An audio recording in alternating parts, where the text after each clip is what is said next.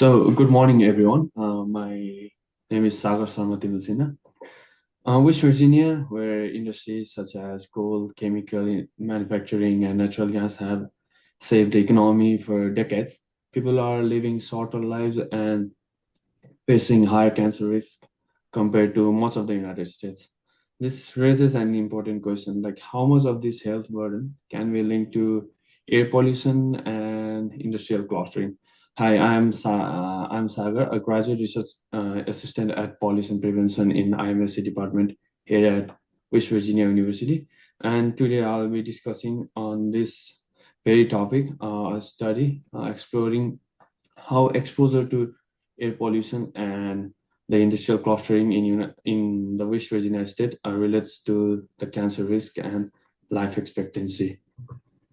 First, I'll provide some background information on why this topic matters, and then discuss the specific scope of our study. Then I'll walk you through our methodology, describe the outcomes and pollutants we analyzed, highlight key results from our statistical models, and finally explain what these findings mean and the actions they suggest.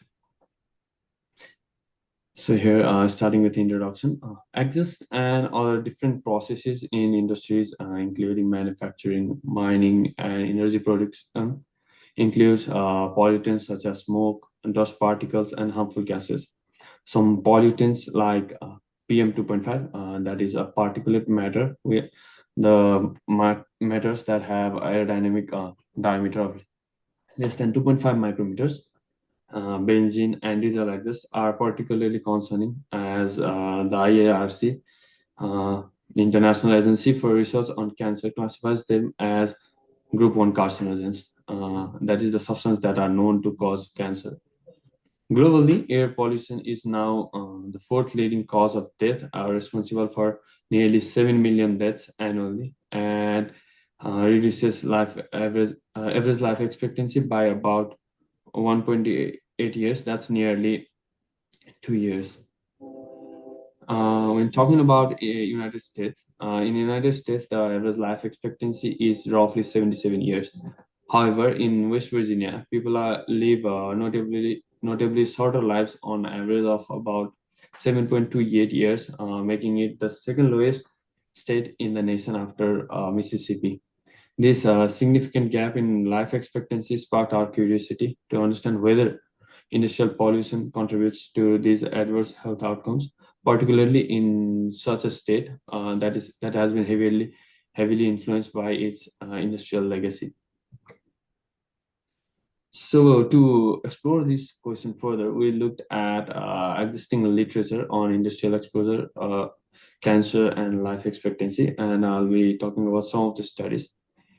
So starting in 1993, the landmark Harvard Six Cities study by Dockery and his colleagues show that long-term exposure to fine particulate matter pollution, that is especially common near the clusters of heavy industry, was found to significantly reduce life expectancy. This established a strong foundation for linking air pollution and mortality rates. And in 2008, Hendricks and his colleagues focused specifically on Appalachian counties. Using regression analysis, they found that lung cancer mortality was elevated in coal mining regions, even after accounting for factors such as smoking and demographics. This suggested that environmental exposures are tied to mining played an independent role in increasing the cancer risk. Sorry. Moving on, in 2010, Hendricks expanded this work using GIS methods in West Virginia, demonstrating that cancer mortality was closely linked to proximity-weighted exposure from coal mines, slurry impoundments, and coal processing facilities. This gives spatial evidence that industrial activity and cancer outcomes are geographically and spatially connected.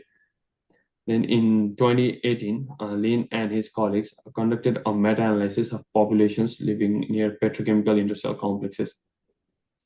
They reported that people residing within about 8 kilometers of these facilities had a 19% higher incidence of lung cancer, highlighting the health burden of petrochemical industrial clustering. Finally, in 2021, Jost and his co-authors studied oil and gas infrastructure in Alberta, Canada. They found that areas with more than 30 sites per 100 square kilometers had a 15% higher incidence of solid tumors compared to area without such development.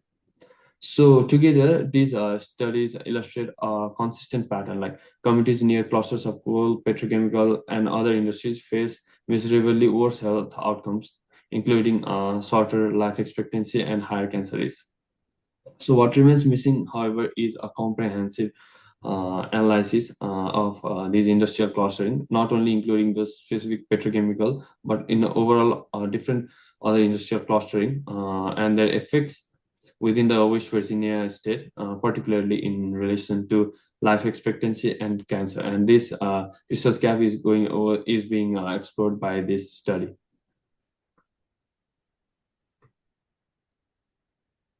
So for this research, we relied on two major data sources that was provided by US EPA, which was public till the January of this year, but now we need to ask EPA itself for accessing this data set.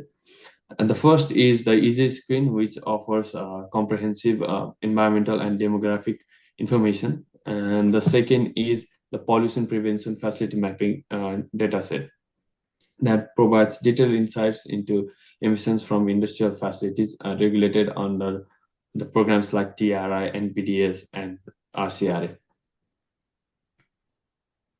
So this is the basic methodology that has been followed for conducting this study. This approach has several key steps. First, we downloaded and prepared datasets in Excel, ensuring that the information aligned geographically at the county level. Next, we merged this dataset, creating combined indicators that capture both pollution exposure and industrial clustering. To prepare our dataset for analysis, we begin by working with these two separate sources. From the P2 is facility mapping dataset, we counted the total number of industries within each county and grouped them by their respective classifications, which will be presented in next slides. And on the other hand, from the Easy Screen dataset, it provided information at the census block group level, and when we use the pollution data from that Easy Screen dataset, and to make this data comparable at county level, we calculated the average values of each pollution parameters for every 55 counties of West Virginia across the state. So finally, we merged these two datasets using county name as a common feature, giving us a unified dataset that connects industrial presence with pollution exposures at the county scale. Then using geometry and accessible R-based statistical software, we ran simple linear regression analysis to multiple numbers of those analysis to explore relationships between industrial activities, pollution, cancer risks, and life expectancy. So we focused on two main health outcomes: cancer risk, which is being quantified by air toxic cancer risk, and the next one is the low life expectancy. The cancer risk was, as presented here, it was measured based on how likely individuals are to develop cancer from lifelong inhalation of toxic air pollutants. For life expectancy, a transferred indicator to highlight regions with lower life expectancy was used. Specifically, this indicator was calculated as 1 minus the ratio of local life expectancy to the national maximum life expectancy. This approach allowed to easily identify areas facing greater health disadvantages. So for the air toxic cancer risk distribution, the darker the shade, the higher is the cancer risk in those counties. However, for the low life expectancy, the darker shades means the life expectancy is lower in those regions, and lighter shades means that it's comparatively the life expectancy is higher. So this slide over here shows the distribution of various industrial sectors across the West Virginia state. There are a total of 13 industrial groupings, and these groupings include the automotive manufacturing and maintenance, chemical manufacturing, the machinery and equipment manufacturing, paper and printing industries, aerospace product and parts manufacturing and maintenance, electronics and electrical manufacturing, metal manufacturing and fabrication, plastics and rubber manufacturing, rubber products manufacturing, food and beverage manufacturing, furniture and wood products manufacturing, minerals and glass manufacturing, textile manufacturing, and the final one is the others that groups the other miscellaneous manufacturing industries. These 13 groups altogether covered the overall the total overall industries that had been that report that were under the P2 facility mapping dataset. And these are the air pollution indicators that has been used in this study. Recognizing where clusters is important because these clusters are likely sources of higher pollution, potentially leading to worse health outcomes. We examined several key pollutants and emission indicators. PM 2.5 concentration distribution. This shows the concentration distribution of annual mean concentration in micrograms per meter cube. The next one is the ozone concentration. It's based on the top 10 daily maximum 8-hour concentration. And then the diesel particulate matter in micrograms per meter cube. Then the toxic releases to air. It's a moral toxicity weighted concentration from TRI chemicals. And then the next is the annual tons of air pollutant emissions for a facility per facility, and then the average TRI release from a facility. These measures help us tie both ambient exposure and facility level pollution to health outcomes in the region. So from here on, I'll be moving on to the models that we have formulated. The first regression model looked at whether industrial clustering directly affected life expectancy. Interestingly, we found limited direct statistical relationship here, suggesting that factors influencing life expectancy might be more complex and multifaceted than the industrial clustering alone. However, while examining the cancer risk provided clear insight, counties with concentrated metal manufacturing and chemical industries had significantly higher cancer risk. Conversely, counties dominated by furniture and wood product industries notably lower cancer risk, suggesting the substantial differences between industrial sectors regarding their impact on health. And analyzing pollutants that were directly in relation to life expectancy again showed limited statistical significance, indicating that the relationship might be more complex or possibly masked by other local factors or the data limitations. For cancer risk related to air toxics, the results clearly indicated that higher levels of PM 2.5 and toxic chemical releases substantially increased cancer risks. This underscores the critical health risk posed by these pollutants. Now, this model shows the similar for the PM 2.5 mirror that was seen with the cancer risk, highlighting strong links between PM 2.5 emissions and industrial clustering, especially chemical and metal manufacturing sectors. This confirms the importance of regulating these pollutants closely. For our model for ozone concentration showed that the counties with automotive manufacturing had higher ozone levels, suggesting vehicle emissions significantly affect the local air quality. Interestingly, areas with furniture manufacturing had lower ozone levels, indicating some industries have less harmful pollution profiles. For the average TRI release model, miscellaneous manufacturing industry significantly contributed to higher TRI, highlighting an important target for pollution prevention effort. Then for this model, we explore the for causes for diesel particulate matter. Countries with machinery, chemical, food processing, and paper industries showed elevated diesel particulate pollution.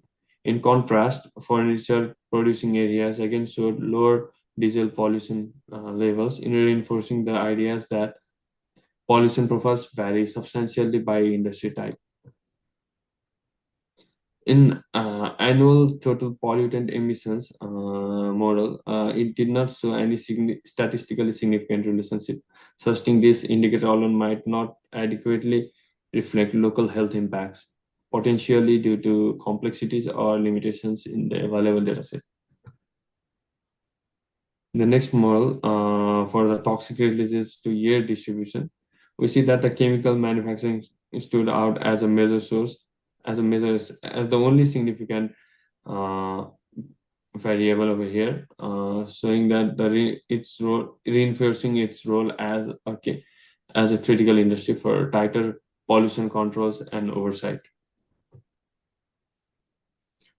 So to summarize the findings of the regression analysis, you see here there are the factors that and the statistically significant relations of the variables that show statistical significant relation with these various factors. So in summary, our findings clearly highlight that industrial activities strongly influence cancer risk, especially in areas with significant chemical and metal manufacturing industries. The pollutants we identified as the most harmful include PM2.5, diesel particulate matter, and various toxic air chemicals, all consistently associated with increased health risk. Additionally, we found that the automotive industries substantially raise ozone levels, potentially affecting respiratory health, causing to diseases like COPD. Diesel pollution emitted from multiple industrial sectors further compound these health concerns, indicating that broader targeted pollution management efforts are crucial. These findings underline the importance of strengthening local emission controls, implementing continuous air quality monitoring, and collecting more detailed environmental health data.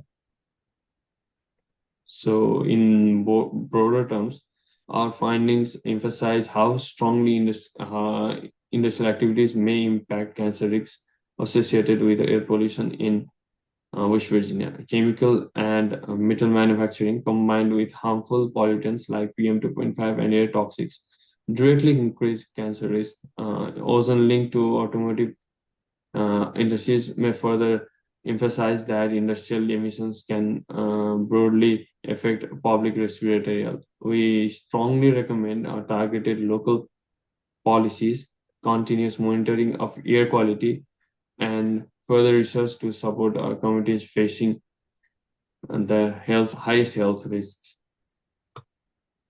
So, in conclusion, our study highlights that industrial pollution may play a significant role in elevating cancer risk across the state of West Virginia. Reducing harmful pollutants such as PM2.5, diesel particulate matter, and air toxic emissions must be a public health priority. Achieving this goal will require coordinated federal and local strategies, along with stronger community-based air monitoring systems.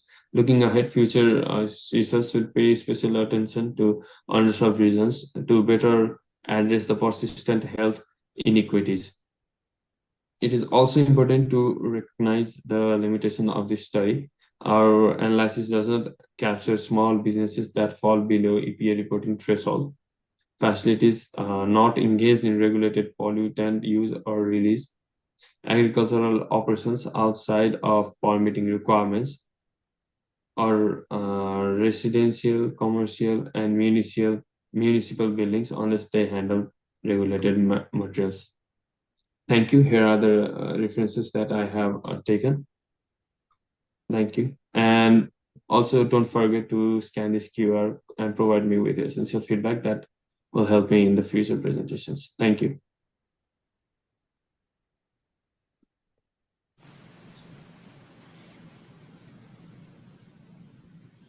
Thank you, Sagar.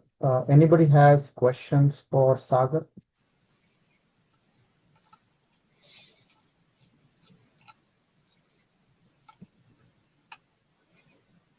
This is Mike Egner. I have a comment.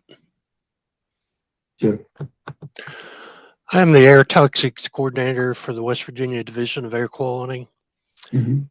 We look at air tox screen, Mhm. which shows elevated risks at all the census blocks around the state. We found that the benchmark threshold of 100 million risk is higher at areas in the Kanawha Valley, predominantly due to ethylene oxide.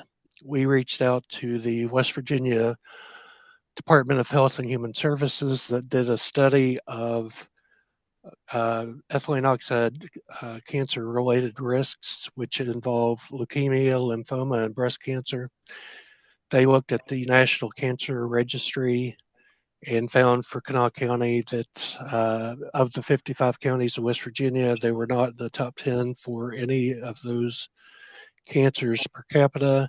They specifically looked at areas of those cancers in West Virginia, and there were no cancer clusters around the Institute or South Charleston areas where these facilities occur. Okay.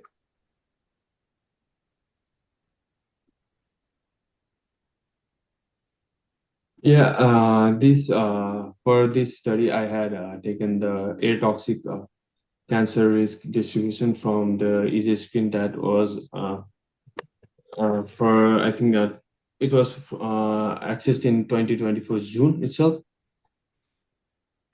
So the authors might be required for further supporting this claim. Then, thank you for your comment.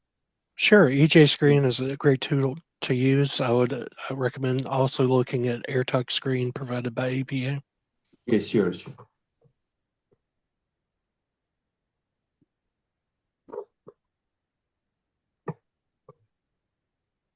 Also, doesn't the easy screen itself like integrate the air talks screen data also? It does, although EPA has removed EJ Screen from its website. Yeah. It does include AirTalk Screen as well as environmental justice indicators. Mm. Yeah, yeah. I think they removed it from the this January itself. But however, I had the data from I had been involved in the study since last June. So I used the data from 2024 June. The easy screen the data for 2024 June. So it depicts the data that I had from that. So I'll incorporate this in the further study. Thank you for your comment. Oh, you've done a great job. In Yeah. the future, you're not going to have EJ Screen, but you will Yeah. have AirTalk Screen to look at. Yeah. Sure. Thank you. Thank you for that. Up. Thank you. Yeah.